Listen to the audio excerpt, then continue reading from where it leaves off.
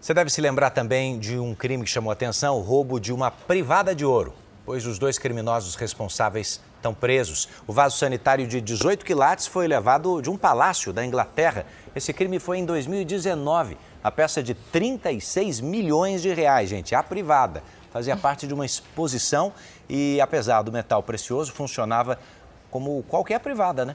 A polícia acredita que a quadrilha derreteu esse vaso sanitário aí para revender o ouro. Um terceiro homem, suspeito de envolvimento no caso, foi absolvido.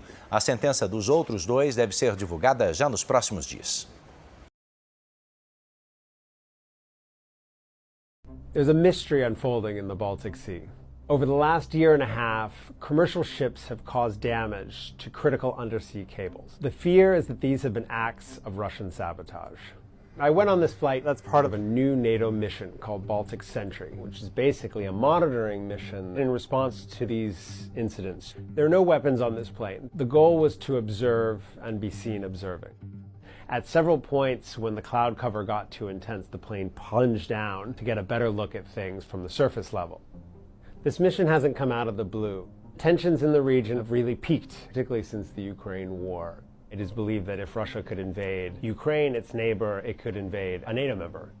The Baltic Sea is ringed by 8 different NATO members. It is also easily accessible by Russia. The main reason that the Baltic Sea would be ideal for a sabotage operation is because it is crisscrossed with these cables, the sort of communication network holding Europe together. These are the 3 ships that are suspected of cutting these cables. It's really difficult to attribute these incidents to a particular actor. All of these ships are flagged to different countries, had different captains, they had different routes they were following. They seemingly have nothing in common. But the thing that tied them together was this very unusual activity, this dropping of the anchors and allowing them to drag, which shipping experts say is virtually impossible for a crew not to notice. Just to be clear, Russian officials have denied any involvement in these incidents.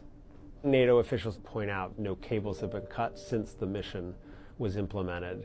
But critics will point out that the Baltic Sea is just one theater where the Russians operate, and perhaps the easiest theater to defend. The question is whether NATO and allies of NATO are up to the challenge, should Russia continue to try and escalate tensions in the area.